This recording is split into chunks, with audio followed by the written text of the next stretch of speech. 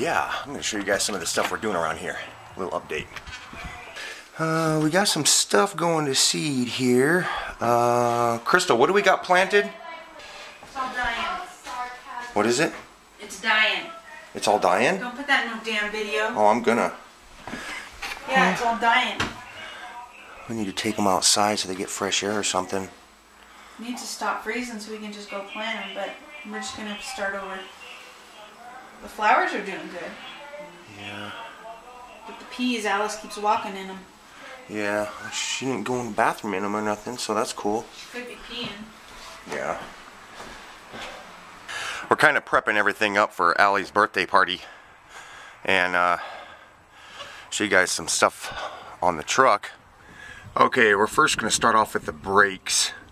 Remember when I told you guys that these brakes were acting up on me? And when I go to push on the brake pedal, it would suddenly just jerk to a stop?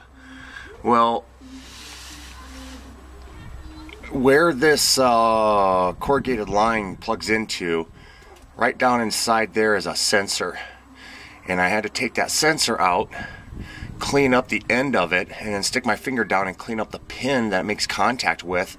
And then I stuck that thing back in there, put the sensor back in there, tightened up that bolt right there, and it seems to be working a little better now. Okay guys, remember back in the day when I told you about my heater core inside the truck? Whenever I turned the truck on and it would get hot enough, I turned my heater on and radiator fluid would start blowing out of the ports inside the truck? Well, yeah, the heater core had a crack in it, and so radiator fluid was getting in and blowing out through all my vents in my truck. So what I had to do is I disconnected the heater core that's behind my glove box, and then I just bypassed it right here. And one of these days I'll have to, here, I'll get in there and show you. Okay, behind my glove box here is this this box right here, and this thing here is my heater core behind this plastic.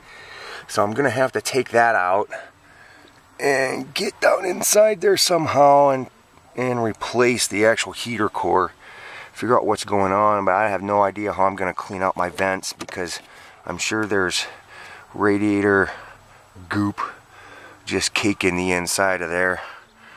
But yeah. Now I'm gonna show you guys some stuff with the Jeep Cherokee here. Okay, something that we just found out. These doors were really hard to open. The kids had to push both of their thumbs into these latches to open up the door. Well, in looking online, we come to find out that way deep down inside of here, there's an Allen wrench. And when you adjust that Allen wrench, when you adjust that Allen screw that's in there, it actually adjusts your door pressure on your latch. So that was pretty interesting. So now it's easier to open. Now for the big expensive thing. Apparently on a lot of these Jeeps, these years of Jeeps, they have a real problem with the driver's side door. This armature right here that is put in there to stop the door from opening up too far is too long. It's a factory defect, so this bar really doesn't serve any good purpose for the door. So what happens is your top hinge starts to peel away from your chassis right here. So we eventually got so bad on our truck that and there's no bolts. There were no bolts bolting this thing in. It was welded to this framing here, and it eventually got so bad where this hinge literally popped off of the whole door, off of the whole chassis here.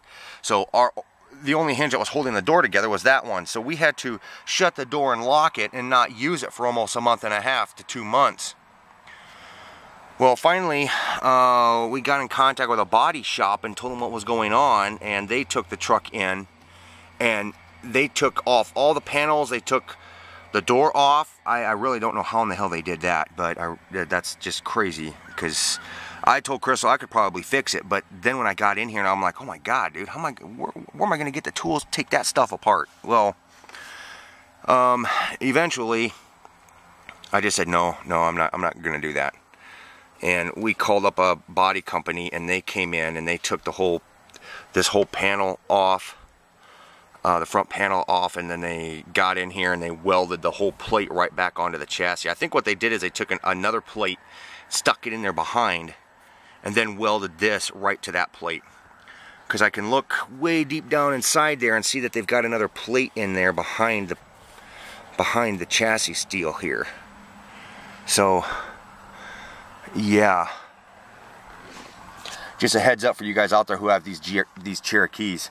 I think this is a 94, I think. Let me check on the door. What's this say? Date of manufacture 1194. Yeah. So, something to pay attention to, you guys with these Jeeps.